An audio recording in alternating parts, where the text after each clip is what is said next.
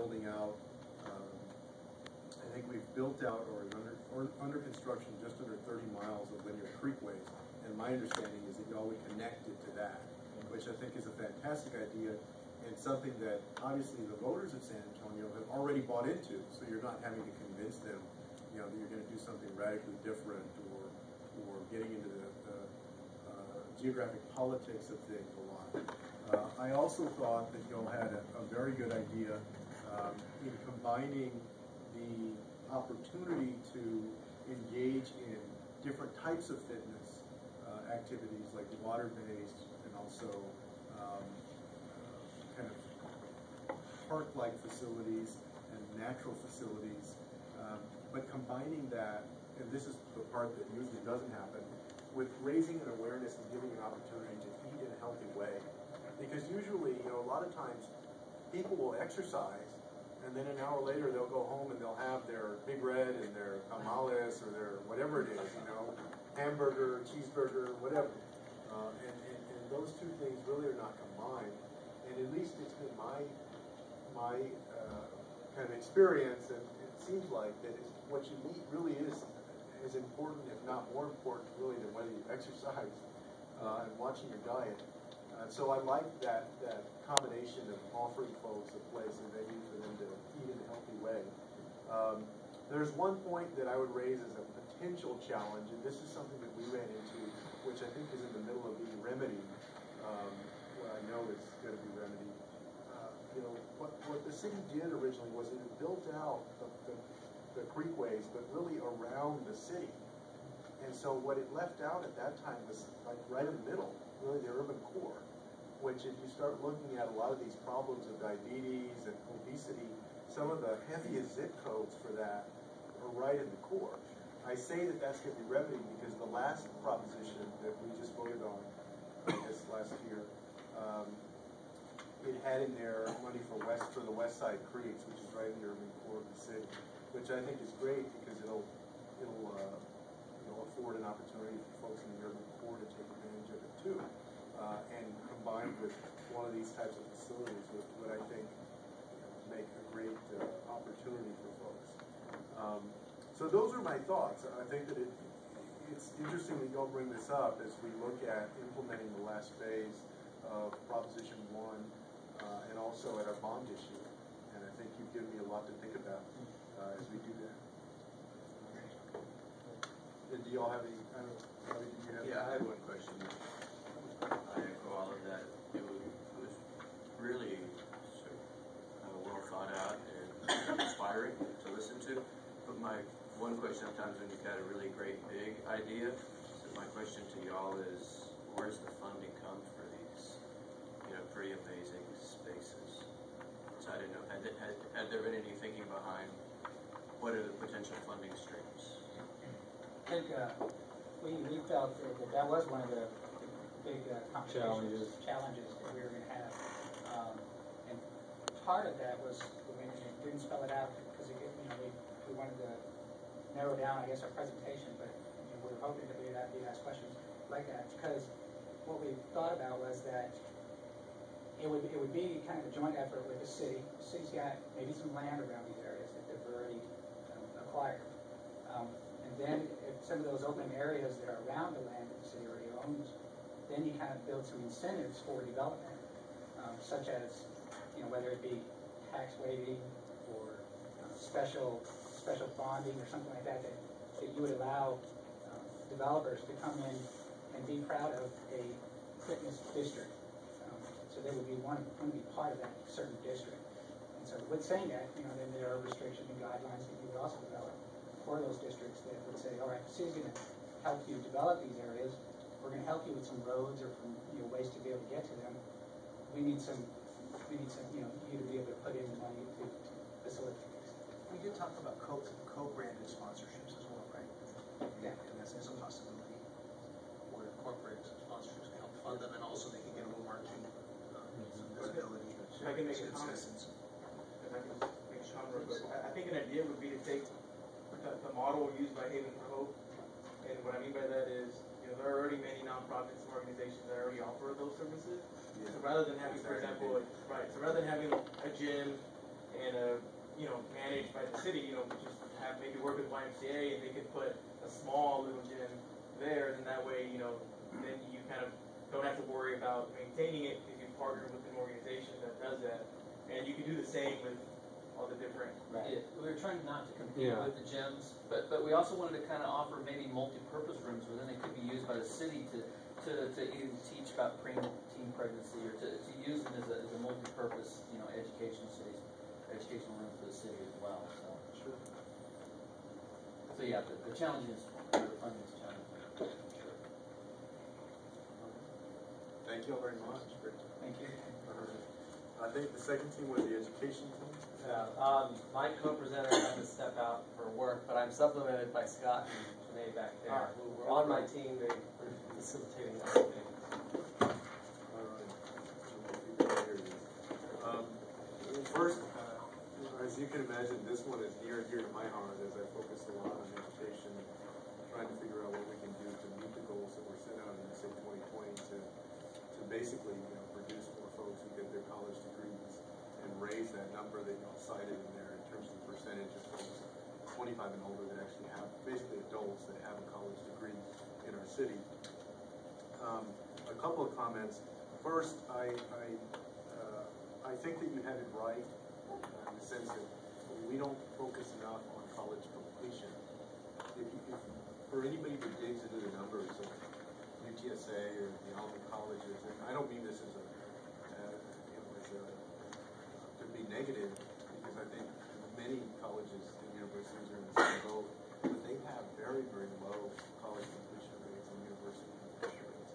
You almost begin to think whether it's really the business of education instead of education, because they have such low rates. But it's incumbent upon families and students in the community to try to figure out how we can enhance those outcomes. So I like that you all focus on the FAFSA as sort of a gateway to get folks in, because that's true.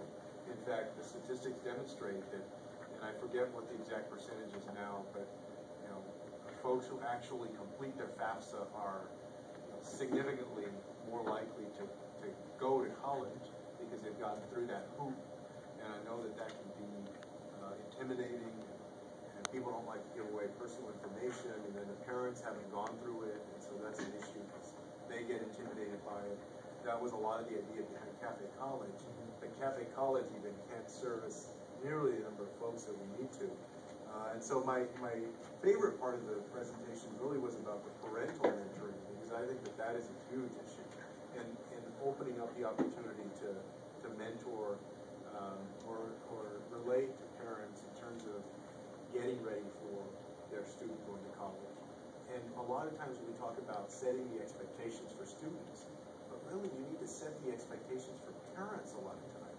Because those parents, I know they have the best of intentions, but a lot of times, that hasn't been their life experience, and maybe it's not that they don't want more for their children, but maybe they also are trying to protect them, and they don't know whether their child is going to go on to that. So I think raising the expectation levels of parents and then giving them the information and the resources they need to make the right decisions along with their child, that's a very good idea. And I do hope that we can figure out a way in the coming years to implement something like that.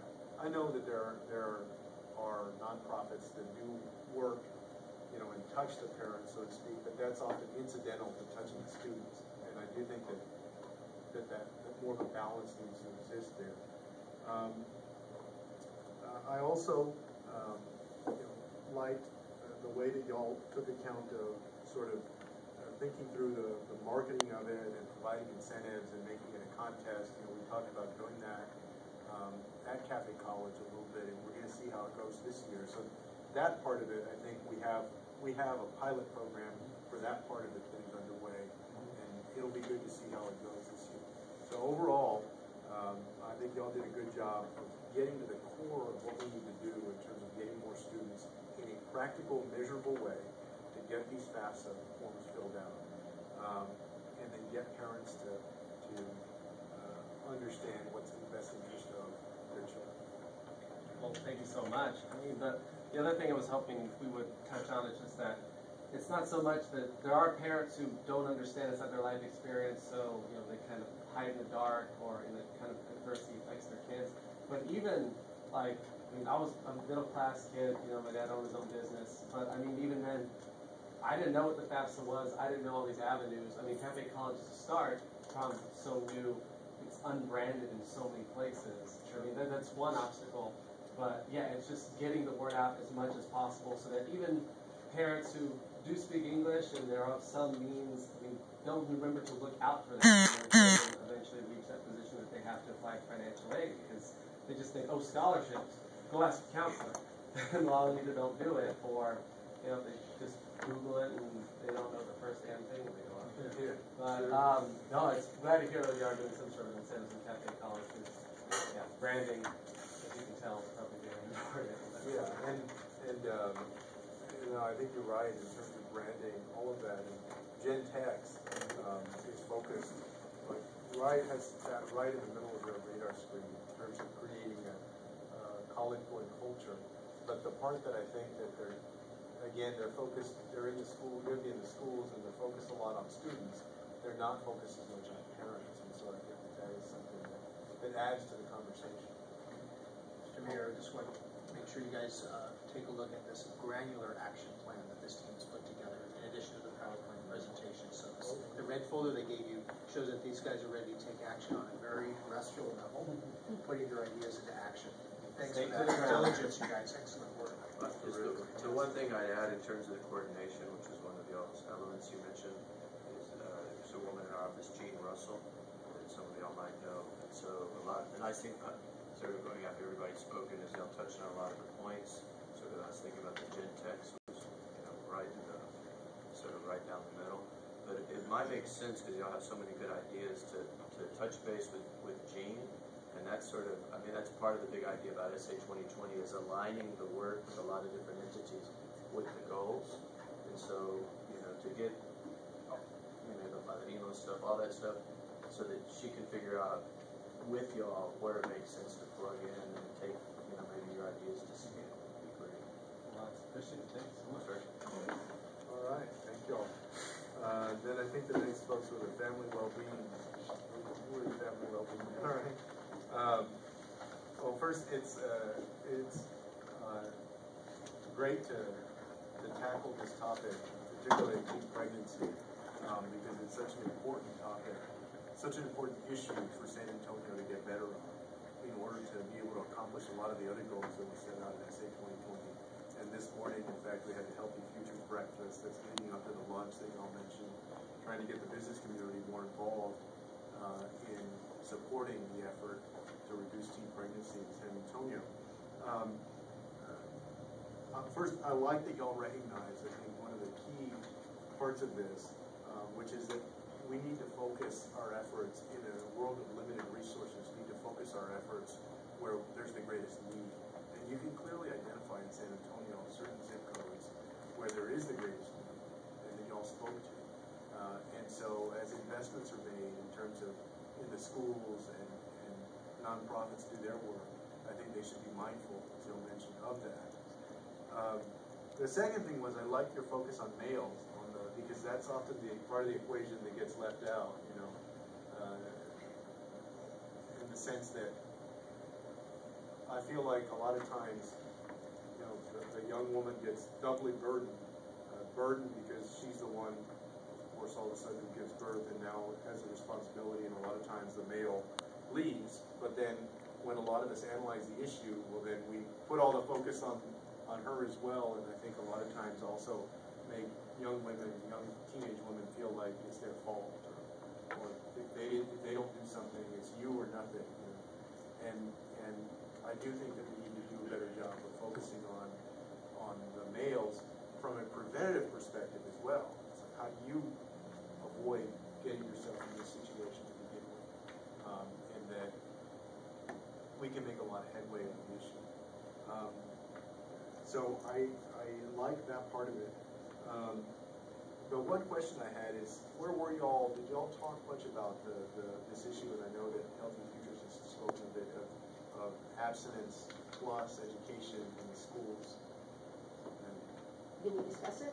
Yeah, you know, because that's been a big focus of, I think they want us to invest. There was some, but again, statistics show that those rates are not effective. Big decisions as part of that program, that 10-week program, but it doesn't seem like it's enough. How do you go into the school districts? Right, and then I did speak with the ladies from, the one lady from Futures, and that's the other component is that she says, you know, they have to win their way into the school systems to even be allowed to get in there. So yes, we did discuss it. But again, I mean, there's always that ongoing debate, and let me just give you this one quote from Vanderpute. She says, I've been a pharmacist for over 30 years, she said, and I can tell you, once they start having sex, they ain't going to stop. And so, you know, continuously, abstinence doesn't really seem, that education doesn't seem like it's an effective. Oh yeah, no, I'm not saying abstinence only. I mean abstinence plus. In other words, abstinence plus education about safe sex and so forth. And I say that because, you know, I think one of the things that Healthy Futures basically is based on, their aspirations are, we've seen what worked in California.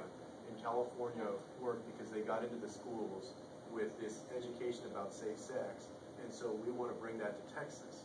And they're in several middle schools in the SAISD, for instance. And the UT Health Science Center got a federal CDC grant to go into some of the southern end schools. But part of the big challenge right now is, and the reason that we were having the breakfast, is basically raising money from businesses, from the business community, and then working on some of these other school districts to get into more schools with this abstinence plus as opposed to abstinence only education. But that can be controversial. You know, there's some folks, some parents that don't want it, some folks that object to it on religious grounds. It would always include an opt-out provision as well. So I thought that might be something that's a big component of it that we should address.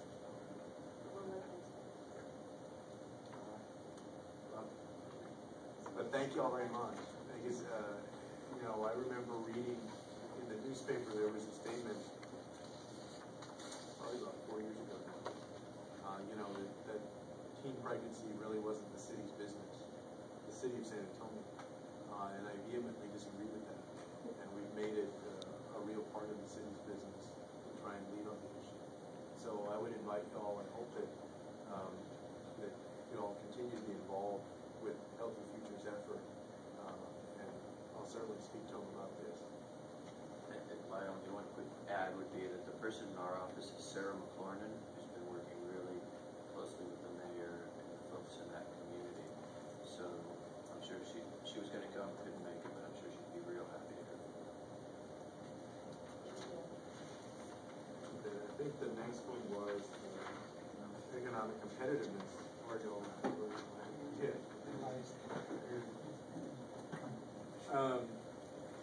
The economic competitiveness. Yeah, well first,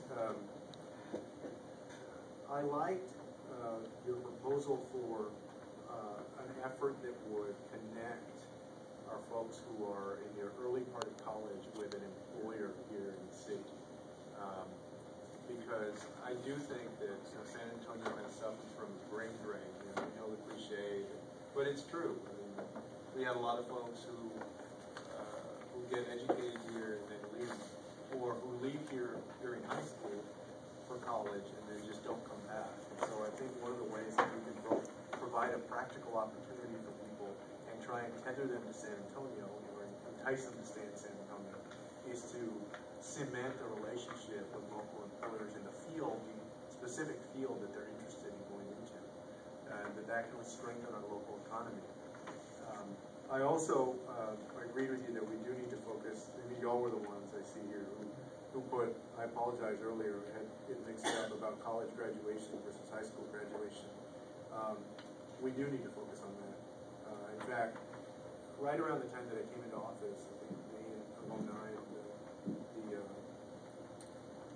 Dallas Bureau of the Fed had released its report that compared San Antonio to a lot of competitor cities and showed that we actually had the lowest rate of folks 25 and older who have a college degree, who need a bachelor's degree. time, the Census Bureau says that, according to their numbers, we have more college and graduate students than almost all of those cities, except the biggest ones. We have more than Dallas, city proper, not metro area, but the cities of Austin, Dallas, Phoenix, San Jose, even city to city, Boston, which is very surprising. That's according to the Census Bureau. But then we lose them. And that means that you have a lot of people who are graduating and going somewhere else because they can't find the economic opportunities here. But you also have a lot of people who are not graduating. There's a tremendous amount of people who start college but never actually get their college degree. And then, obviously, I agree that is the central issue to making San Antonio more economically competitive in the future, is producing more brain power. I also liked your idea of getting our universities more involved and seeing what role they can play in turning out, especially graduates, in the fields that we need in San Antonio, the fields that are growing. A couple of good examples are information security, which is a hot field right now. And I think in the future, if we play our cards right, well, now is biotech and healthcare, but in the future, cloud computing. You have Rackspace and a couple of other smaller companies that are growing in that sector. So how do you align those better? My one point on one of the planks that y'all have here is the reference to the CVB, I think, is very astute. And one of the things that we're trying to do with this new CVB contract that we have is to better combine economic development with our tourism market, to present an image of San Antonio that is alluring and appealing, for people that want to come and visit and be on the Riverwalk, but also speaks to some of the other opportunities that are here. So, it's essential that we combine all of the investment that we're making on an annual basis in marketing to also impact San Antonio's non-hospitality industry economy. And that's what we're trying to do. The challenge with that is that under state law, you have certain restrictions on how you can use that money, right? I mean, it's raised from people that stay in hotels. It fundamentally is supposed to be to get people into the city. And so you can't use that money for just anything in terms of marketing. It needs to still somehow be connected to getting people into the city.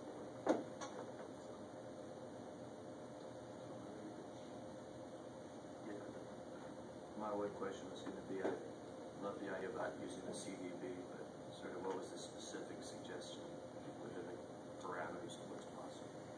So did y'all reach that? Well, the way that we had envisioned it was to actually targeting this study to work concept, and we had taken into account that the funds, like the mayor mentioned, you have to use them to get people to come to San Antonio, and it may be too far of a stretch. But that's kind of we thought that rather than getting people to come to San Antonio to visit, maybe we can get people to come to San Antonio to work. And our overarching conversation, guys, I remember was about using the CV channel of communication and their marketing efforts to market the city not only as a tourist destination, but as a destination for all things that we have to offer to live, work, play, to invest in, to participate in all levels. And so I think that's a nice little hook or caveat that say the work thing so because it's a famous attraction. But just to see that if the money's already being spent to market San Antonio, then the fun visit is one component, but everything else that we do. And just to complement that, Graham Weston, chairman of Rackspace, had said, in San Antonio we have a real advantage. We're a try it before you buy it city. So many people come here for different reasons before they're ready to invest or start a business. And so that's a moment where we can capture them in a positive way. Thank you. All right, and the last group was also a portion group, a topic area that we're excited about, which is downtown development. And we had some great conversations during SAC 2020 about downtown development. First, let me say that I was very impressed by the survey. Y'all went and found 200 people to answer these dry questions about San Antonio's downtown. But I'm sure that they enjoyed that because folks, we found during SA 2020 that if you ask people, they genuinely want to be helpful.